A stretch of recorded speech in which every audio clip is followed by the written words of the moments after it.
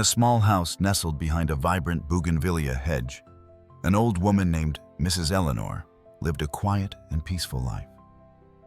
Her years had painted her hair the color of snow, but her eyes still held a kind and warm sparkle. Each morning, she would wake early, watering the flowers in her front garden before slowly brewing a hot cup of tea to savor on the porch as she greeted the dawn. The cheerful chirping of birds in the ancient trees in her garden was the familiar soundtrack to her days. Eleanor's life flowed gently like a small stream, without much turbulence. She enjoyed tending her little garden, where various herbs and a few familiar fruit trees grew. Occasionally, she would visit her neighbors for a chat, sharing some homemade cakes or fruits. In the afternoons, she could often be found reading by the window or sewing small, lovely items for the children in the neighborhood. Eleanor was a gentle and kind woman, always willing to help those around her. Whoever was in trouble, she would find a way to share, be it just a warm word of encouragement or a small gift. Everyone in the neighborhood affectionately called her kind old Mrs. Eleanor. Few knew that behind that simple and benevolent exterior, Mrs. Eleanor was the wife of an extraordinary man.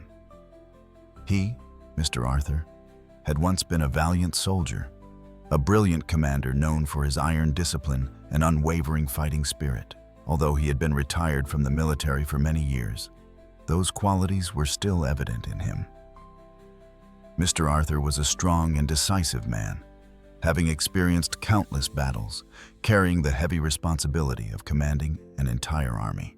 After retiring from the army, Mr. Arthur chose a secluded life with Mrs. Eleanor in this quiet countryside. He rarely appeared in public, dedicating his time to tending the garden and keeping his wife company. Although living in seclusion, a special aura, a steadfastness and dignity that only those with experience could recognize, emanated from his calm demeanor.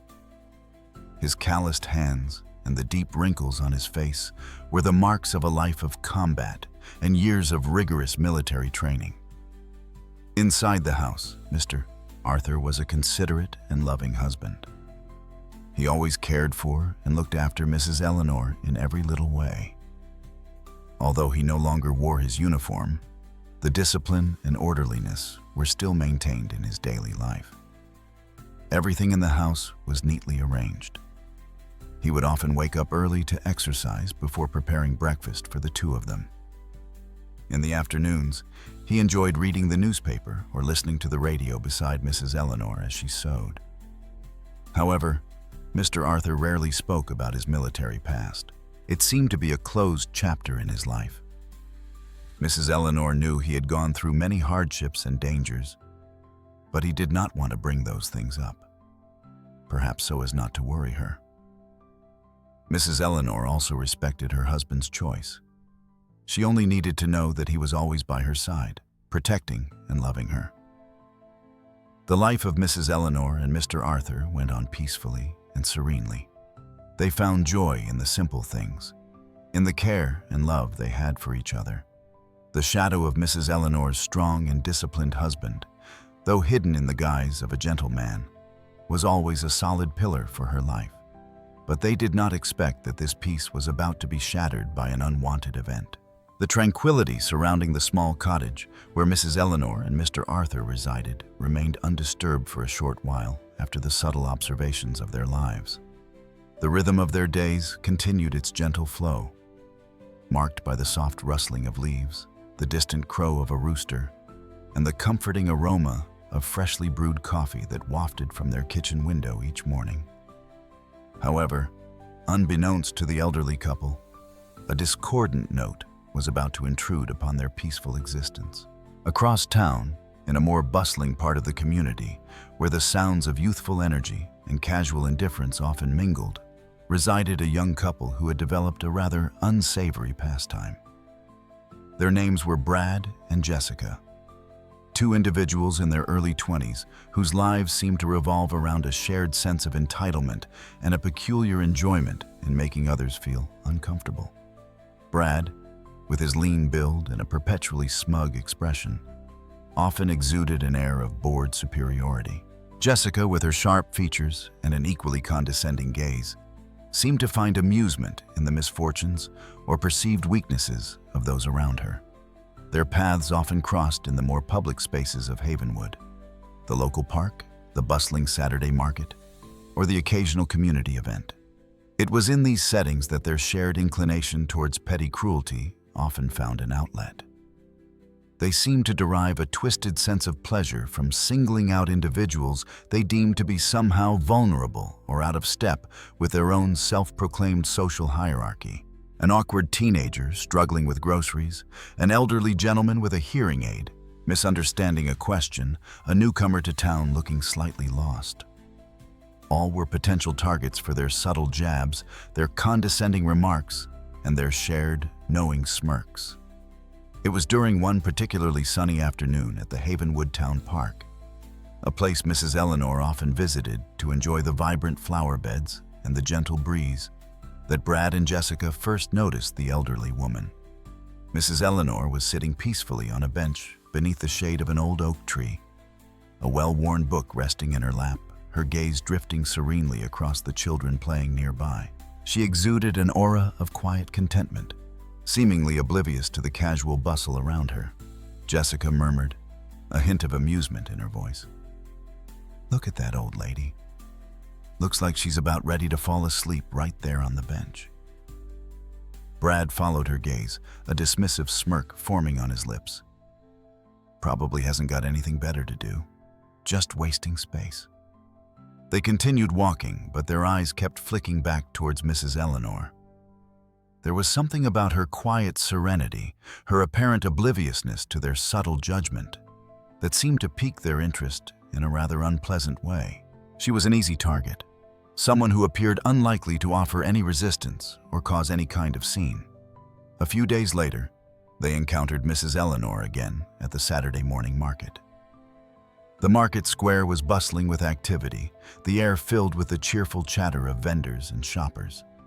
Mrs. Eleanor was slowly making her way through the stalls, carefully examining the fresh produce and occasionally stopping to chat with a familiar face. Brad, noticing her gentle pace and slightly stooped posture, leaned towards Jessica, a mischievous glint in his eyes. "There's our friend from the park. Looks like she's struggling to keep up with the crowd." Jessica chuckled softly. "Maybe she needs a walker or a nurse." They began to subtly follow Mrs. Eleanor, their conversation now focused on her. They made quiet, cutting remarks about her old-fashioned attire, her careful selection of vegetables, and her polite interactions with the vendors. It was a game to them, a way to alleviate their boredom by finding fault and amusement in the unassuming lives of others. They observed her as she purchased a small bouquet of her favorite lavender, her gentle smile as the vendor handed it to her. Even this simple, innocent act became fodder for their petty mockery. Brad sneered under his breath. "Look at her with those flowers. Probably thinks she's still a young girl." Jessica giggled. "Maybe she's got a secret admirer." Their initial observations, fueled by a casual sense of superiority and boredom, were beginning to morph into something more deliberate. They had identified Mrs. Eleanor as someone they could easily pick on, someone who seemed unlikely to cause them any trouble. The seeds of their unpleasant pastime were beginning to take root, and Mrs. Eleanor, in her quiet and unassuming way, had unknowingly become their next target. The encounters in the park and at the market seemed to embolden Brad and Jessica. The perceived ease with which they could target Mrs. Eleanor, coupled with her quiet and seemingly unassertive demeanor, fueled their unpleasant desire to provoke and demean her. What started as casual mockery began to evolve into more deliberate and intrusive acts of petty bullying. They started to actively seek out opportunities to cross her path, their interactions shifting from mere observation to direct, albeit initially subtle, harassment. One afternoon, as Mrs. Eleanor was making her way home from the local library, carrying a stack of books in her arms, she noticed Brad and Jessica walking towards her on the sidewalk. A sense of unease fluttered in her chest. She had seen them a few times now, and while they hadn't directly spoken to her, their lingering glances and hushed whispers whenever she was near had not gone unnoticed. She tried to avoid eye contact, hoping they would simply pass by. However, as they drew closer, Brad deliberately stepped into her path, forcing her to stop abruptly to avoid bumping into him. The sudden halt caused her to lose her balance slightly, and the stack of books wobbled precariously in her arms. "Oh, excuse me, old lady," Brad said, his voice dripping with sarcasm. He offered a mockingly apologetic smile, his eyes glinting with amusement at her discomfiture. Mrs. Eleanor, her heart pounding a little faster than usual, simply nodded and tried to step around him. But Jessica, who had been walking slightly behind Brad, deliberately blocked her path on the other side. "What's the rush, Grandma?" Jessica chimed in, her tone saccharine sweet, but with a sharp undercurrent. "Don't want to trip and fall, do we? That would be a shame." Mrs. Eleanor looked from one to the other, a gentle frown creasing her brow. She didn't understand their hostility. She had never done anything to them.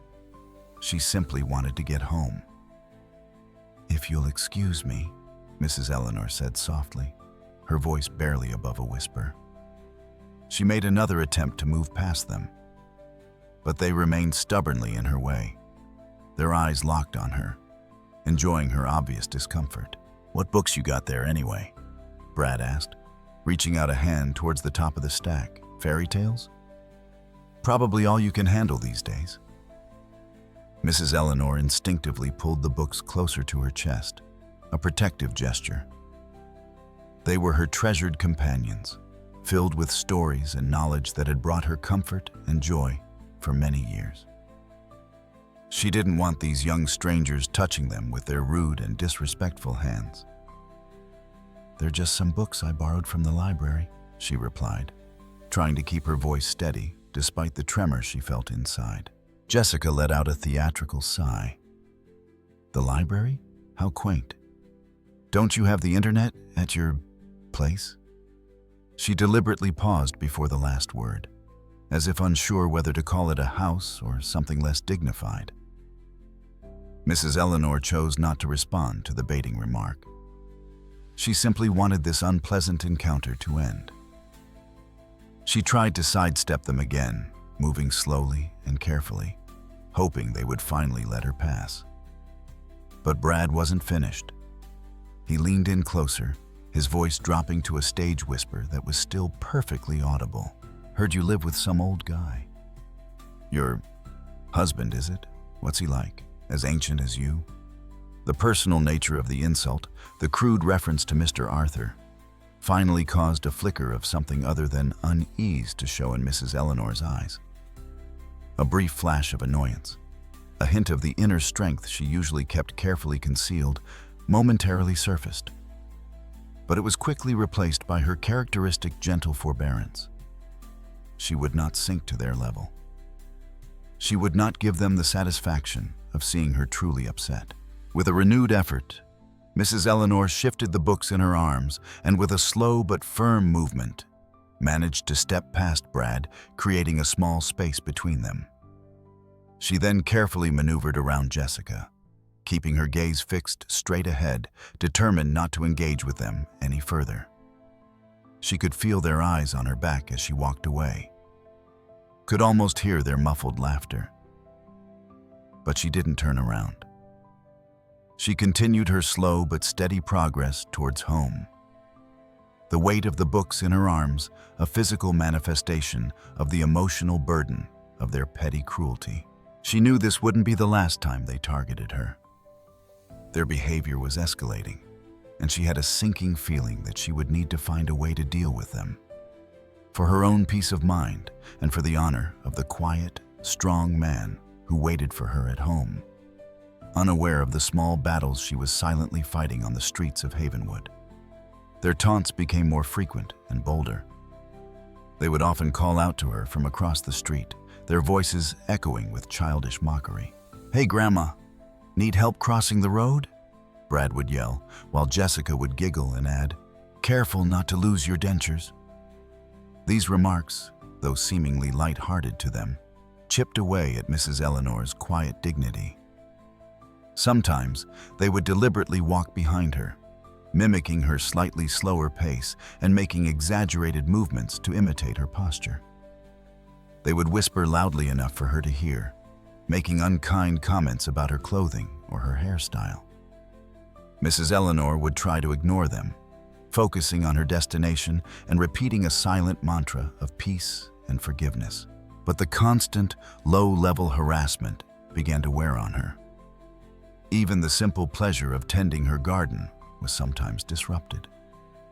They would occasionally walk past her house and make rude comments about her flowers, or even toss small pebbles onto her meticulously raked pathways. Mrs. Eleanor would simply sigh and continue her work, refusing to give them the satisfaction of a reaction. She started to vary her routines, hoping to avoid them. She would take different routes to the shops, visit the park at less crowded times, and try to be more aware of her surroundings. However, Havenwood was a small town, and it was difficult to completely escape their notice. They seemed to have made her their personal target, their moments of boredom filled by their need to belittle someone they perceived as weaker than themselves. Mrs. Eleanor found herself becoming more withdrawn. The simple joys of her days were now often overshadowed by a sense of unease and the anticipation of their next encounter. She didn't want to burden Arthur with her troubles. He had his own quiet routines, and she knew he cherished the peace of their retirement.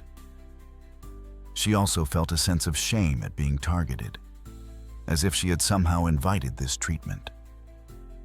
So, she kept their cruel taunts to herself, hoping that their unpleasant behavior would eventually run its course and they would move on to someone else. But deep down, a small seed of worry began to grow. Their actions were escalating, and she wondered just how far they were willing to go. Their taunts evolved beyond mere words. Brad and Jessica, seemingly fueled by the lack of any real resistance from Mrs. Eleanor, began to escalate their behavior, their actions becoming more direct and increasingly invasive. The subtle jabs and childish mockery gave way to more deliberate attempts to cause her distress and humiliate her. They seemed to be testing her boundaries, probing for a reaction. Their enjoyment amplified by her continued efforts to remain composed and avoid confrontation. One afternoon, as Mrs. Eleanor was carefully making her way down the steps of the local church after a midday service, she felt a sudden sharp tug on her handbag. The force of the pull nearly caused her to lose her balance and stumble. She instinctively gripped the strap of her bag tightly and turned around to see Brad and Jessica standing a few steps behind her, their faces splitting into wide, mocking grins. Brad was holding the end of the strap, which had briefly slipped from her grasp. "Whoops. Sorry, Grandma," Brad said, his voice loud enough for several other churchgoers nearby to hear. "Didn't mean to startle you. Just admiring your vintage purse." The word vintage was drawn out with deliberate emphasis, highlighting his condescending tone. Mrs. Eleanor's heart pounded in her chest. The suddenness of the act and the public nature of their taunt left her feeling flustered and vulnerable. She clutched her handbag tightly, her knuckles white. "It's all right," she managed to say, her voice trembling slightly. She simply wanted to get away from them and the unwanted attention. But Jessica stepped forward, blocking her path down the remaining steps. "Such a pretty bag for such an old lady. What do you even keep in there? Dust and mothballs?" Jessica reached out a hand as if to touch the bag, her eyes glinting with a cruel amusement. Mrs. Eleanor instinctively recoiled, pulling her bag closer. She didn't want them touching her belongings. Their disrespect felt almost physically contaminating. "Please, Mrs." Eleanor said softly, her voice barely audible. "Just let me pass." Brad chuckled, releasing his hold on the strap. "Wouldn't want you to have a heart attack now, would we?" That would be bad for your insurance premiums." He exchanged a knowing look with Jessica, who snickered. Mrs. Eleanor, feeling a surge of anger mixed with her fear, finally found a small measure of defiance. "You young people are very unkind," she said, her voice stronger than she intended. "You should show more respect for your elders." The unexpected reprimand seemed to momentarily take Brad and Jessica by surprise. Their smirks faltered for a fleeting second. But then, Brad simply laughed it off. "Respect? Respect is earned, Grandma," he sneered. "And you haven't exactly done anything to earn ours." Jessica chimed in, her voice dripping with false sympathy. "Maybe you should just stay home, old lady. Wouldn't want you getting hurt out here with all the lively young folks around." Their words hung in the air, a public display of their callousness. Several of the other churchgoers, who had witnessed the exchange, looked on with disapproval and concern, but no one intervened directly. Mrs. Eleanor felt a pang of loneliness and helplessness. Even in a place of worship, she was not safe from their petty cruelty. With a renewed sense of determination, Mrs. Eleanor carefully made her way around Jessica, descending the remaining steps with slow, deliberate movements. She kept her gaze straight ahead, refusing to acknowledge them further. She could feel their eyes boring into her back as she walked away, the sound of their mocking laughter echoing softly behind her. The encounters continued, each one a little more brazen than the last. They started to make rude gestures when they passed her on the street, sticking out their tongues or making faces behind her back. Once, as she was sitting on a bench in the park feeding the birds, they approached her and deliberately scattered the birdseed, laughing as the startled birds flew away. Mrs. Eleanor simply watched them, a deep sadness settling in her heart. Their actions were becoming increasingly mean-spirited, and she felt a growing sense of dread about what they might do next. Their relentless harassment was chipping away at her peace and replacing it with a constant undercurrent of anxiety and fear. She felt increasingly vulnerable, targeted by their youthful cruelty and unsure of how to make it stop. One afternoon, as Mrs. Eleanor was tending her roses in the front garden, Brad and Jessica walked by. This time, they didn't just make a rude comment. As they passed, Brad reached out and roughly snipped off one of her most beautiful blooms with a small pair of garden shears he had been carrying. He held up the severed rose, laughing, before tossing it into the gutter. Mrs. Eleanor gasped, her hand flying to her mouth. The roses were more than just flowers to her. They were a connection to her late husband. This act of vandalism felt particularly cruel and personal. Tears welled up in her eyes, but she quickly blinked them back, refusing to give them the satisfaction of seeing her cry. She simply stood there, her heart aching, watching them walk away, their laughter echoing in the quiet afternoon air. The helplessness she felt in that moment was profound. She had no way to stop them, no one to turn to.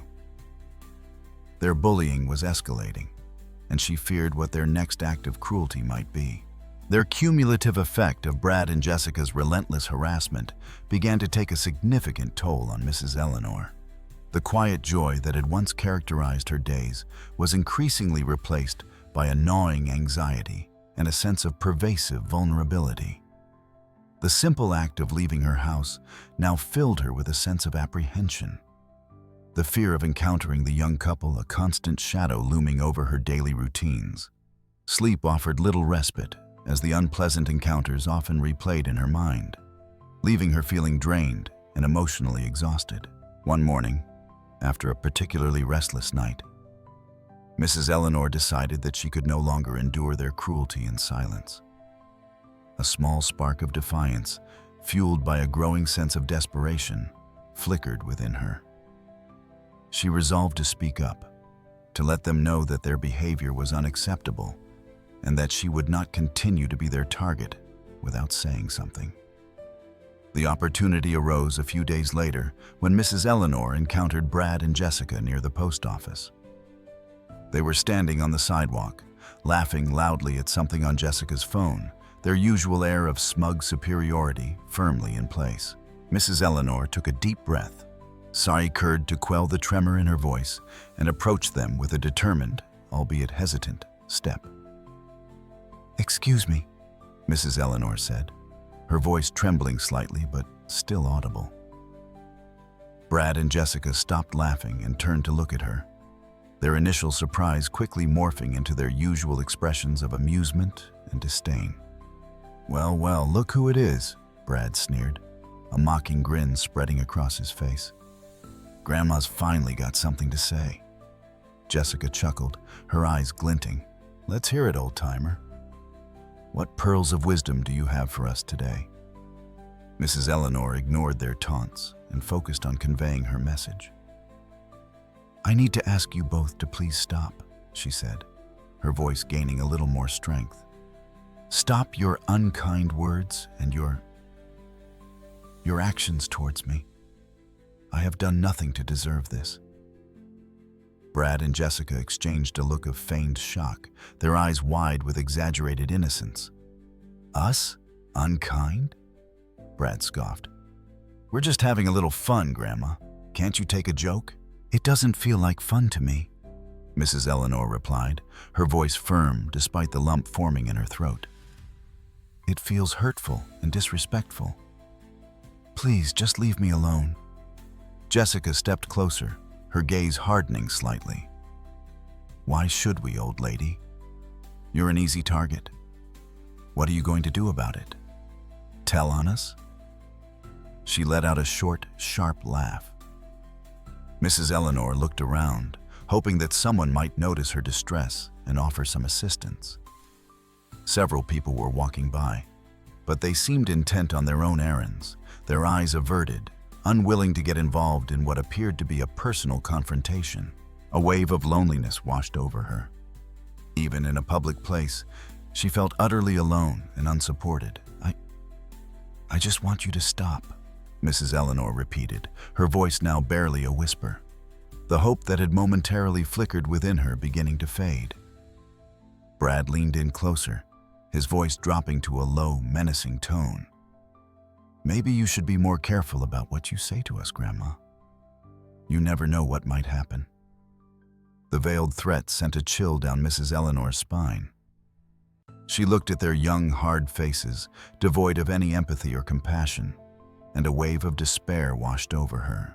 She realized with a sinking heart that her plea had not only been unsuccessful, but had perhaps even made the situation worse. They were not going to stop. They enjoyed her distress, and her attempt to stand up for herself had only seemed to embolden them further. With a heavy heart, Mrs. Eleanor turned away, the weight of her helplessness pressing down on her. She continued her walk home, her steps slow and tijoli. The brief moment of courage had been extinguished, replaced by a profound sense of isolation and the crushing realization that she was entirely on her own in this ordeal. The world around her seemed indifferent to her suffering, and she saw no way out of the torment inflicted upon her by the cruel young couple. The hope she had clung to had finally withered, leaving behind only a desolate landscape of loneliness and despair. Just when Mrs. Eleanor felt the weight of her despair pressing down most heavily, a subtle shift occurred in the familiar sounds of the neighborhood. The usual hum of traffic and the cheerful noises of children playing seemed to be momentarily overshadowed by a deeper, more resonant sound emanating from the distance. It was a low, rumbling thrum, a sound that vibrated more through the ground than through the air, and it carried a distinct mechanical undertone that was unfamiliar to the peaceful streets of Havenwood.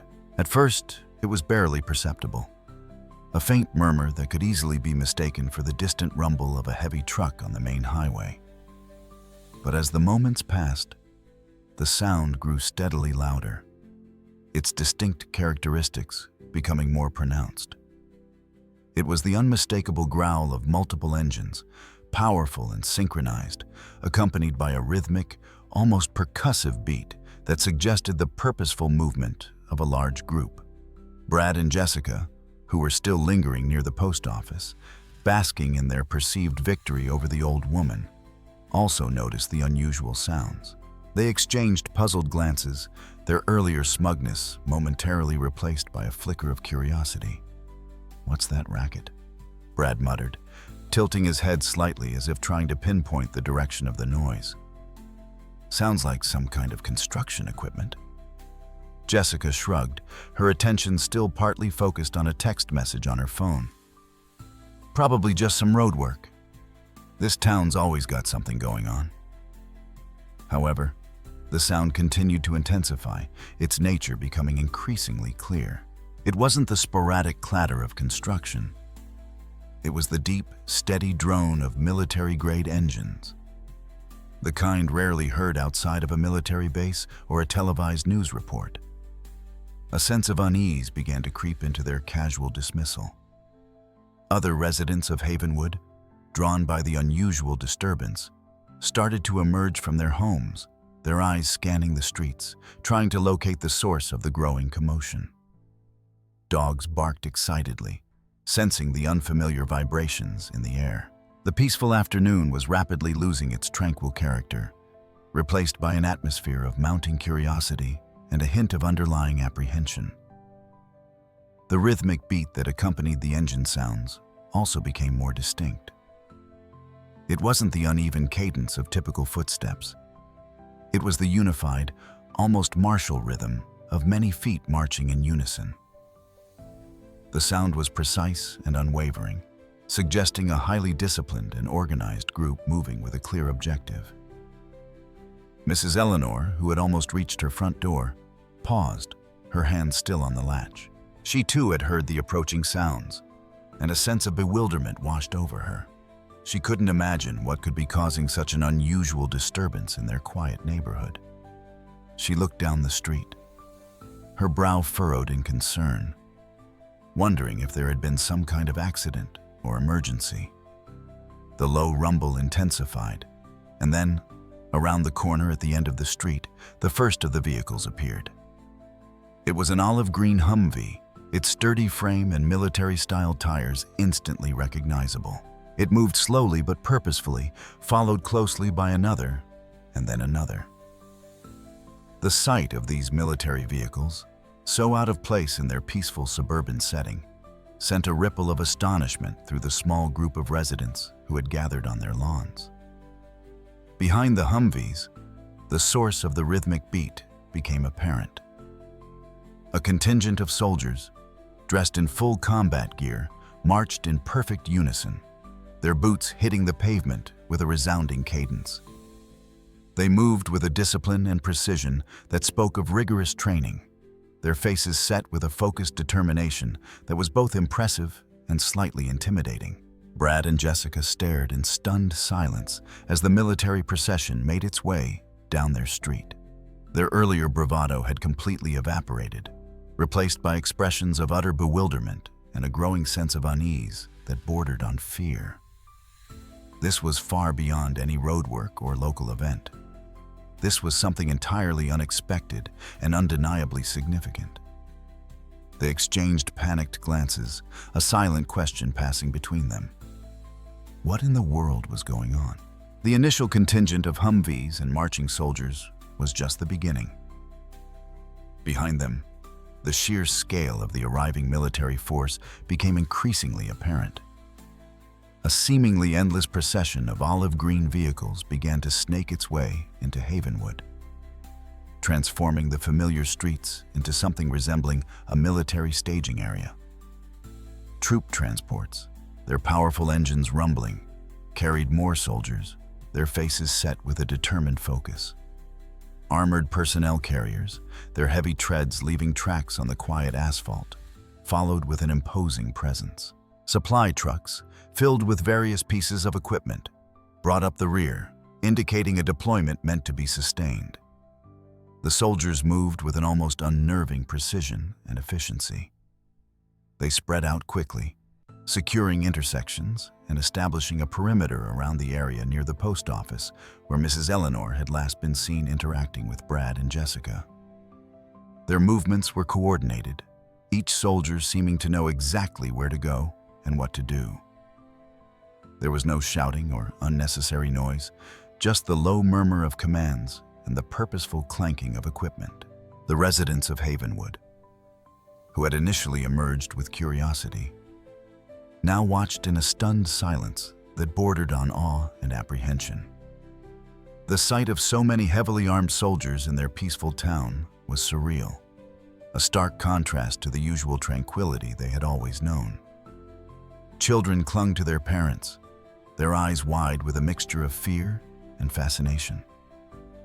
Adults whispered amongst themselves, their earlier theories about roadwork or a movie shoot now utterly dismissed. This was something far more significant, but its purpose remained a perplexing mystery. Brad and Jessica stood frozen on the sidewalk, the earlier swagger completely gone from their posture. Their faces were pale, their eyes darting nervously around at the soldiers who seemed to be appearing from every direction. The playful malice that had characterized their interactions with Mrs. Eleanor had been instantly replaced by a growing sense of dread. This overwhelming display of force was clearly connected to something, but the idea that it could be related to their petty harassment of an old woman seemed utterly ludicrous, yet undeniably present. As the soldiers secured the area, their attention seemed to focus on the vicinity of the post office steps. Some of them took up tactical positions, their weapons held at the ready, while others began to gently guide bewildered onlookers to move further away from the central area. The level of organization and the clear chain of command on display were unmistakable. This was not a haphazard gathering.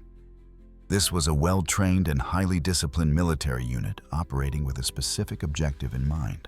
Then, a different type of vehicle arrived, its appearance drawing even more attention. It was a sleek, black SUV, moving slowly through the ranks of the olive-green military vehicles. It pulled to a stop near the post office, and a figure emerged that caused a palpable shift in the atmosphere. It was an older man, his bearing ramrod straight despite his age, dressed in a simple but impeccably tailored civilian suit. There was an undeniable aura of authority about him, a quiet power that seemed to command respect without a single word being spoken. His eyes, sharp and observant, scanned the scene before settling on the bewildered faces of Brad and Jessica. This was Mr. Arthur, and his arrival, accompanied by his army, signaled the beginning of a confrontation that would have lasting consequences for the unsuspecting bullies of Havenwood. After the initial flurry of activity, a tense calm settled over Sycamore Lane. The soldiers stood at their posts, their presence an undeniable display of controlled power.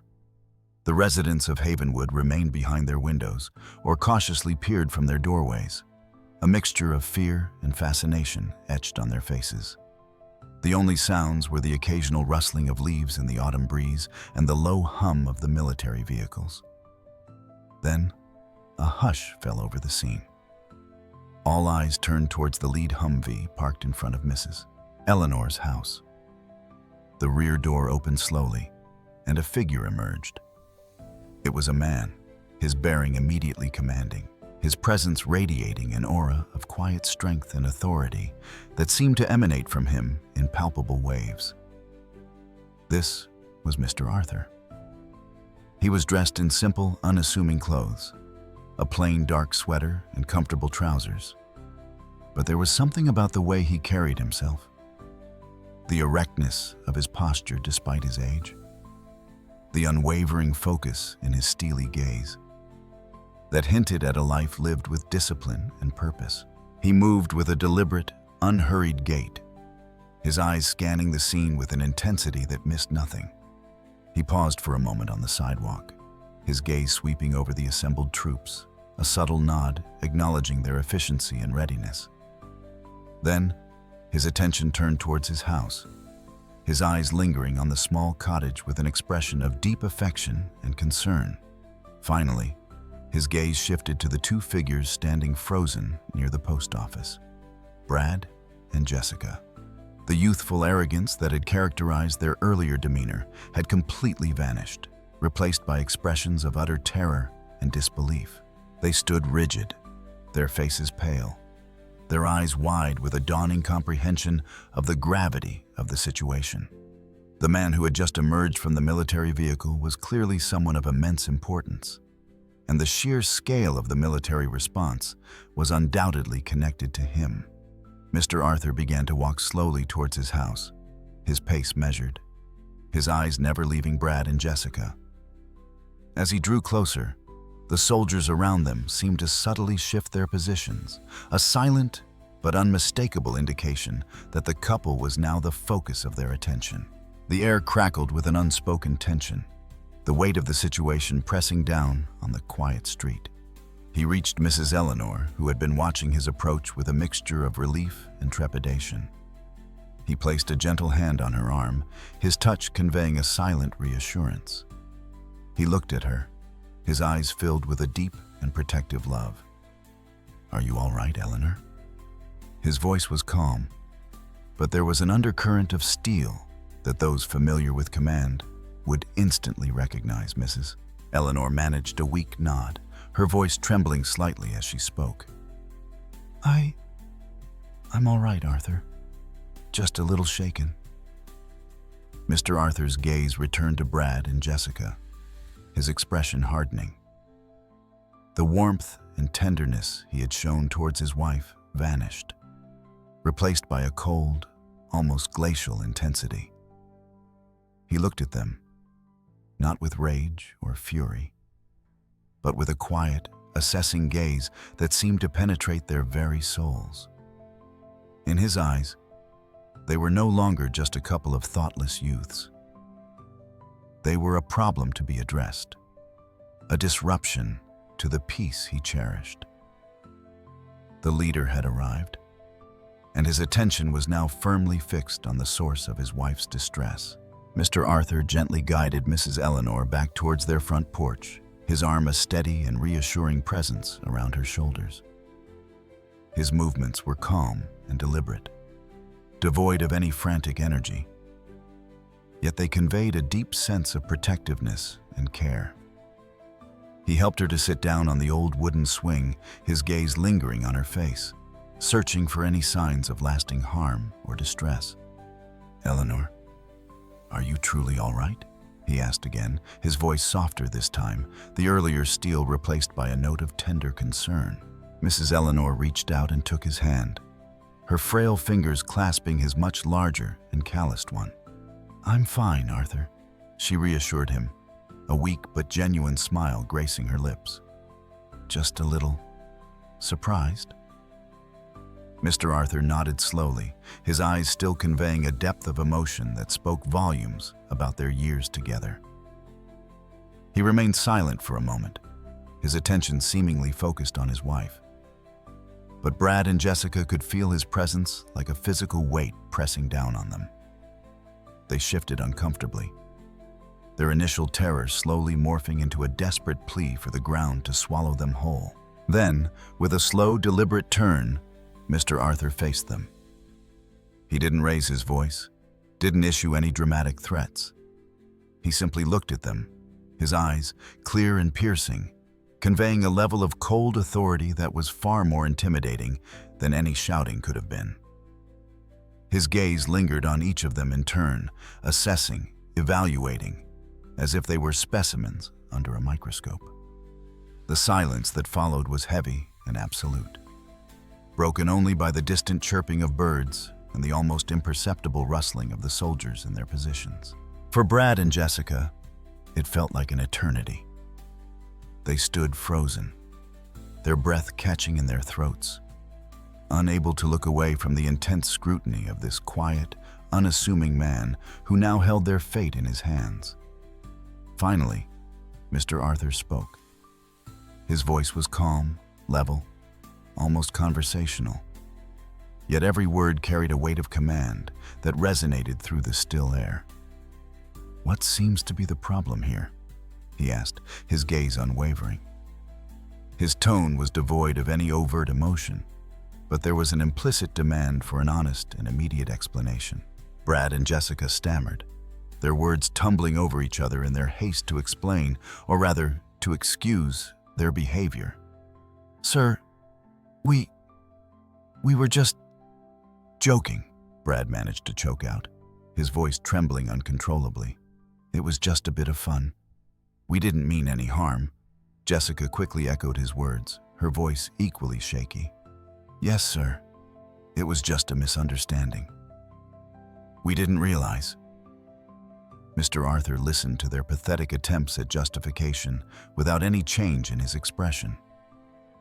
His eyes remained fixed on them, cold and unwavering, conveying a clear message that he was not fooled by their flimsy excuses. The presence of the fully armed soldiers surrounding them served as a silent but potent reminder of the consequences of their actions and the power wielded by the quiet man standing before them. The joke, as they had so casually termed their cruel behavior, had clearly gone too far, and the punchline was now a chilling and very real threat. Mr. Arthur continued to observe Brad and Jessica, his silence more potent than any raised voice. The sheer disparity in their situations was palpable. On one side stood two young individuals, whose arrogance had moments ago been their defining characteristic, now reduced to trembling figures under the weight of their actions.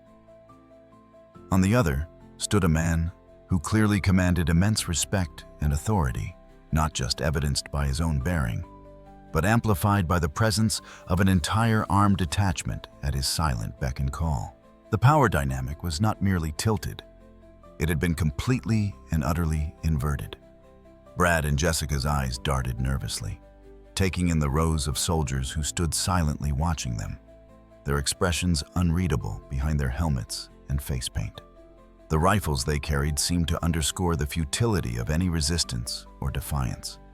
The carefree laughter and cruel taunts from earlier now felt like a distant, embarrassing memory, a stark contrast to the very real and present threat that loomed before them in the form of Mr.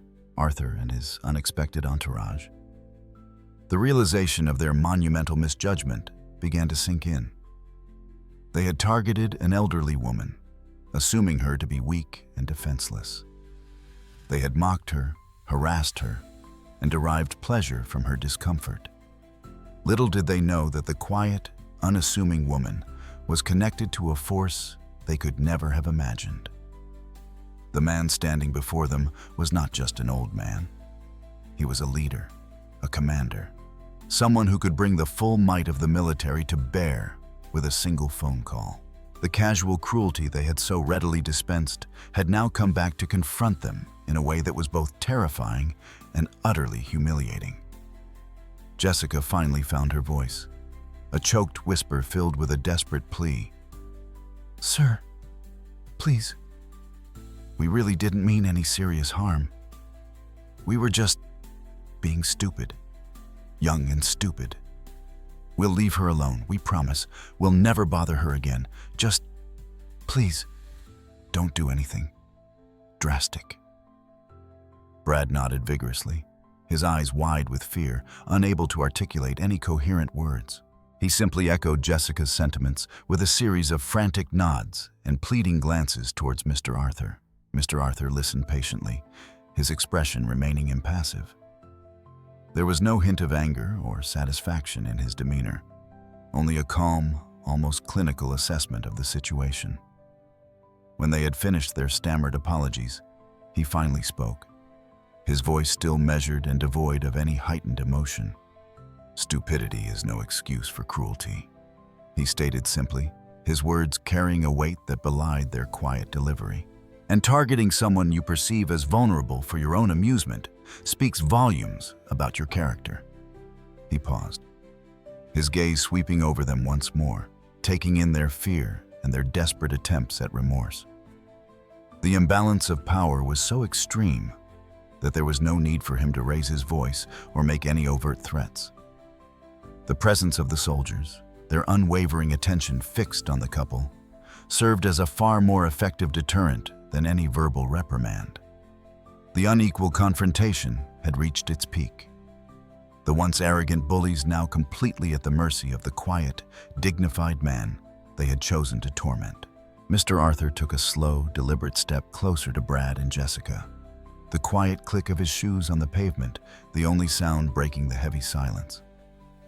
His eyes, still locked on them, conveyed a depth of disappointment that cut deeper than any shout of anger. He didn't need to rant or rave. His very presence, backed by the silent might of his command, was punishment enough in itself. He paused, his gaze lingering on their pale and frightened faces.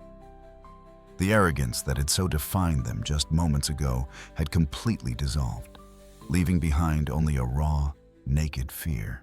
They looked like children caught red-handed in a forbidden act, their bravado replaced by a desperate hope for leniency. After a long, drawn-out moment, Mr. Arthur spoke again, his voice calm and steady, yet carrying an undeniable weight of authority.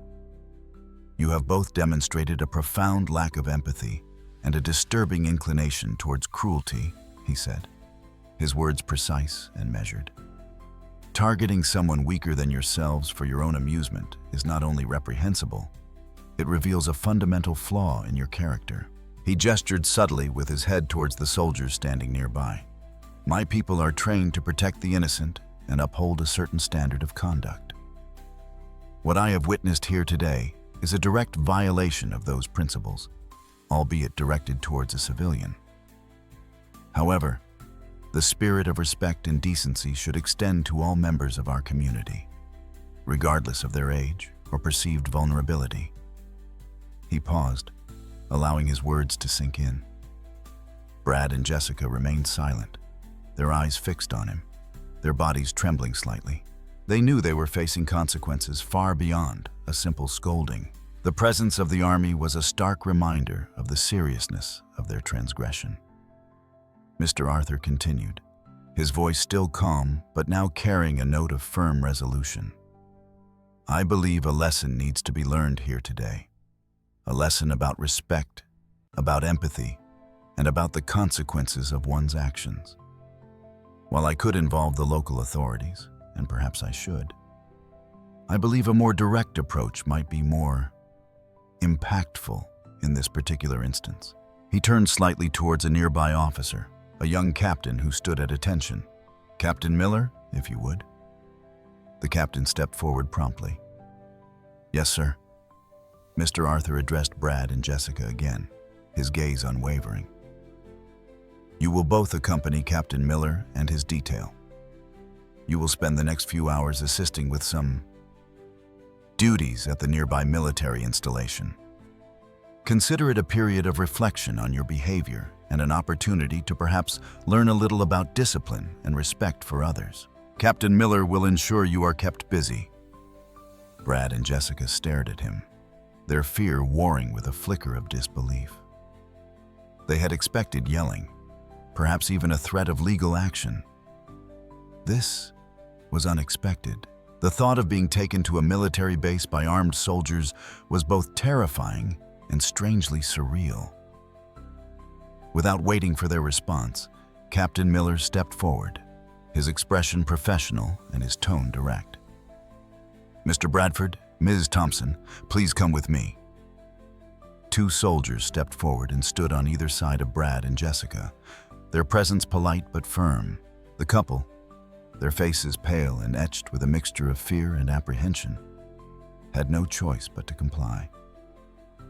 They exchanged one last panicked glance before being escorted away by the soldiers, the rhythmic sound of their boots echoing on the pavement as they were led towards one of the waiting Humvees. The unequal confrontation had reached its resolution, the punishment delivered with a quiet authority that left no room for doubt. The departure of Brad and Jessica in the military vehicle, flanked by uniformed soldiers, left a stunned silence in its wake. The residents of Havenwood, who had been observing the extraordinary events unfold with a mixture of fear and fascination, began to murmur amongst themselves. The quiet afternoon suddenly filled with a buzz of bewildered speculation. The sight of the Army's arrival had been shocking enough, but the subsequent apprehension of 2 local youths by military personnel sent waves of astonishment and a fair amount of apprehension through the small town. People peeked from behind curtains, gathered on their porches, and whispered to each other, trying to piece together the unbelievable scene they had just witnessed. The initial reaction was a blend of awe at the power displayed and a deep curiosity about the reasons behind it. The identity of the quiet, unassuming Mr. Arthur, who had seemingly commanded such a formidable response, quickly became the subject of intense speculation. Rumors began to circulate like wildfire, fueled by snippets of overheard conversations and the sheer improbability of the situation. Some residents, who had witnessed Brad and Jessica's less than kind interactions with Mrs. Eleanor in the past, couldn't help but feel a sense of satisfaction. They had often felt uncomfortable by the couple's occasionally cruel behavior and saw the Army's intervention as a form of swift justice, a clear message that bullying would not be tolerated in their community, especially not towards someone as gentle and well-respected as Mrs. Eleanor. "Well, I never," exclaimed Mrs. Henderson, a longtime neighbor, to her husband George, as they watched the last of the military vehicles on Sycamore Lane. "Those 2 young ruffians have been asking for trouble for a long time. Maybe this will finally teach them a lesson." George, a more reserved man, nodded slowly. "It's certainly a way to handle things, though I can't say I've ever seen anything quite like it in Havenwood." However, not everyone in town shared this sentiment of approval. Others expressed concern about the involvement of the military in what they considered a civilian matter. They worried about the precedent being set and questioned whether it was appropriate for a private citizen, no matter how respected or well-connected, to summon the Army to resolve a local dispute. "I don't know about this, Martha," said Mr. Peterson, a retired school teacher, to his wife as they watched the scene from their front window. "Bringing in the Army seems like a bit of an overreaction, doesn't it? What happened to calling the police?" Martha Peterson, ever the pragmatist, replied, "Well, Harold, we saw how well calling the police worked, didn't we? Maybe those youngsters needed a bit more than a slap on the wrist to get the message." The town was clearly divided. Conversations in the local diner, at the grocery store, and even during casual encounters on the street were dominated by discussions about the Army's sudden appearance and the implications of Mr. Arthur's actions. Some lauded him as a hero who had stood up for his wife against injustice, while others expressed apprehension about the militarization of local issues. The extraordinary events had shaken the peaceful complacency of Havenwood, forcing its residents to confront questions about authority, justice, and the appropriate response to wrongdoing in their community. Their bewildered journey in the back of the Humvee was short but deeply unsettling. Brad and Jessica, their bravado utterly vanished, sat in stunned silence as the vehicle rumbled down the quiet streets of Havenwood and then onto a less familiar road leading towards the outskirts of town. The 2 soldiers who accompanied them remained impassive, their presence a constant reminder of the precarious situation the young couple now found themselves in. The Humvee eventually arrived at the gates of a large, well-secured military installation. The imposing guardhouse and the sight of armed personnel patrolling the perimeter sent a fresh wave of anxiety through Brad and Jessica. This was far beyond anything they could have imagined when they decided to pick on an elderly woman in the park. They were escorted out of the vehicle and led into a nondescript building on the base.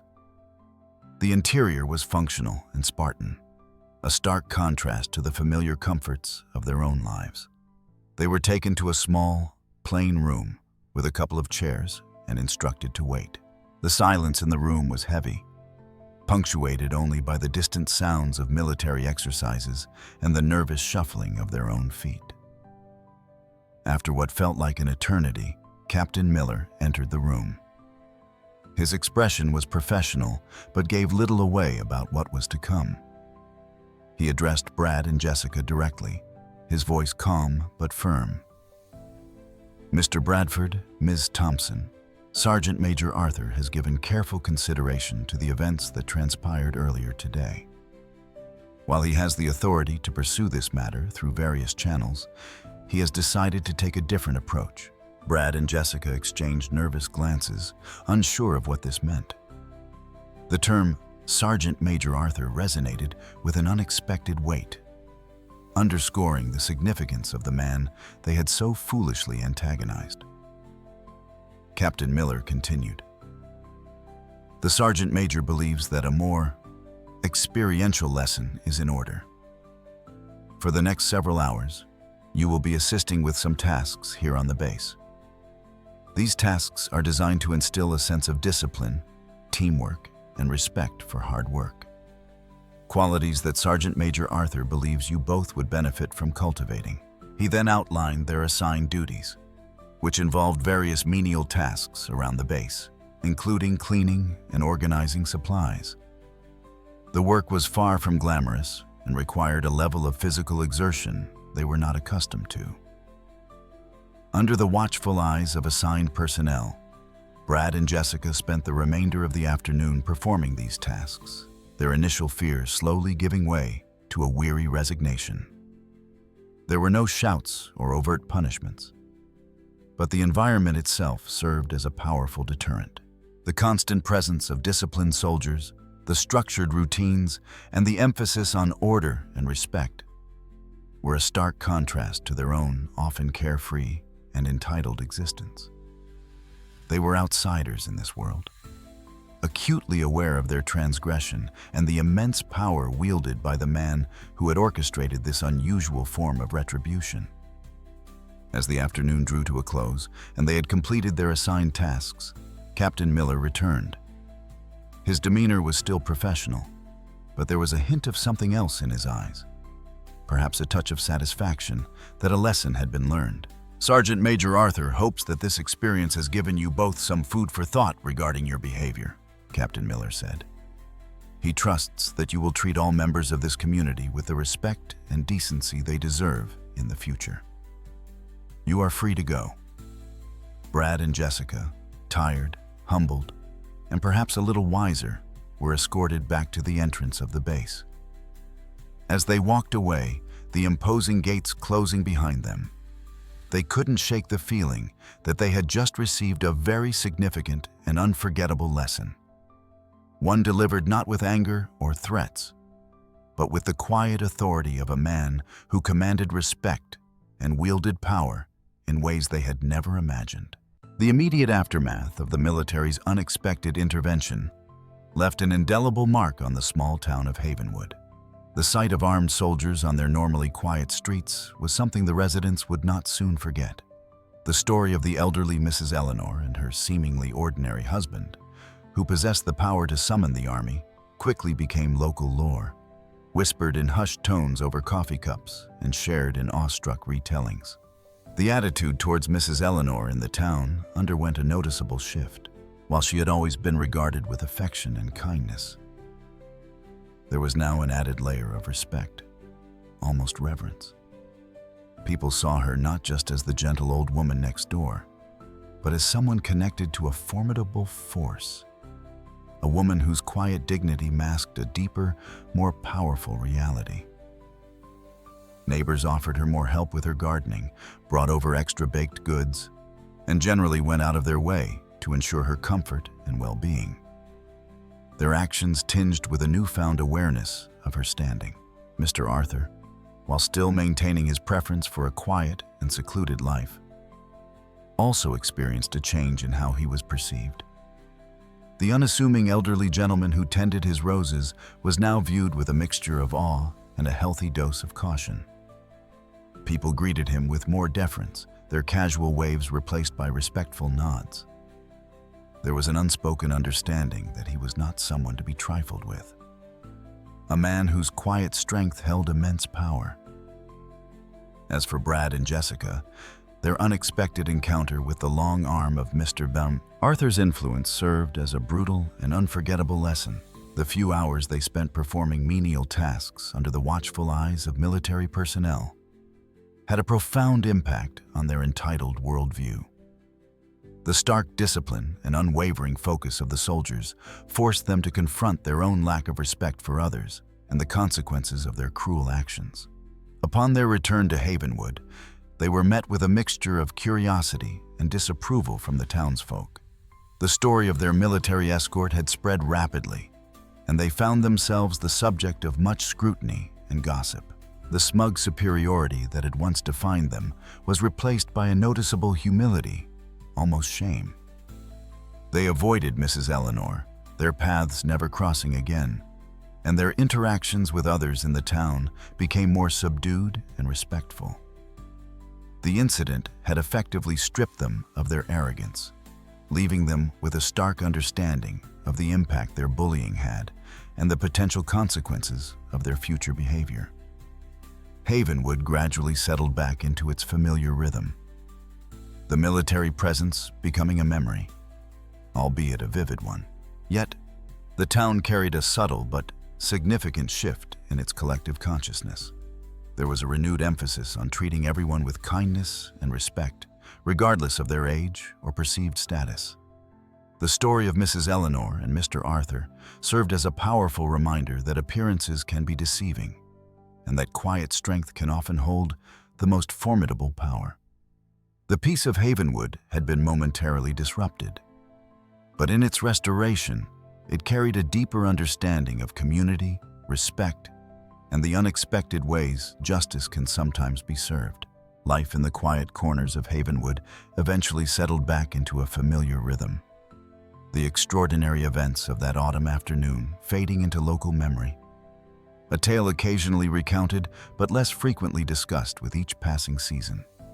The bougainvillea on Mrs. Eleanor's cottage bloomed again in vibrant hues of pink and purple, a splash of color against the serene backdrop of their peaceful existence. Mrs. Eleanor and Mr. Arthur continued their gentle routine. Mornings were spent in the garden, tending to their flowers and vegetables, a silent companionship woven into the fabric of their shared tasks. Afternoons often found them on the porch swing, side by side, reading or simply enjoying the quiet companionship and the gentle breeze. Their bond, forged over years of shared experiences and a deep, unwavering love, remained the steadfast anchor of their lives. The subtle shift in the town's attitude towards them persisted. There was a quiet respect, a gentle deference in the way people interacted with them, a silent acknowledgement of the hidden strength that lay beneath their unassuming exteriors. Mrs. Eleanor continued her kind and generous ways, her heart touched by the increased thoughtfulness of her neighbors. Mr. Arthur remained a man of few words, but his gaze held a warmth that was more readily offered, a silent understanding passing between him and those who now knew a little more about the man behind the quiet facade. Brad and Jessica were rarely seen in the same public spaces as Mrs. Eleanor or Mr. Arthur. They seemed to have absorbed the harsh lesson delivered by the unexpected intervention, their youthful arrogance replaced by a more subdued and cautious demeanor. While they remained in Havenwood, their interactions with the community were markedly different, a subtle acknowledgement of their past transgressions hanging in the air. The story of the Army's arrival served as a quiet reminder to the residents of Havenwood, a testament to the fact that appearances can often be deceiving and that strength comes in many forms, often from the most unexpected sources. It highlighted the importance of treating everyone with kindness and respect, regardless of their age or perceived status. The seemingly ordinary elderly couple had, in their own way, taught the town a profound lesson about empathy, justice, and the unexpected power of quiet dignity. And so, life went on in Havenwood, the seasons turning, the years passing. The tale of the bullied old woman and the army that arrived remained a unique chapter in the town's history, a reminder that even in the most peaceful of settings, extraordinary events can unfold, revealing the hidden depths and unexpected strengths that lie within the hearts of seemingly ordinary people. The bougainvillea continued to bloom, and the quiet rhythm of life in the small cottage continued, a testament to the enduring power of love, loyalty, and the quiet strength that resides within those who have known both peace and the call to command.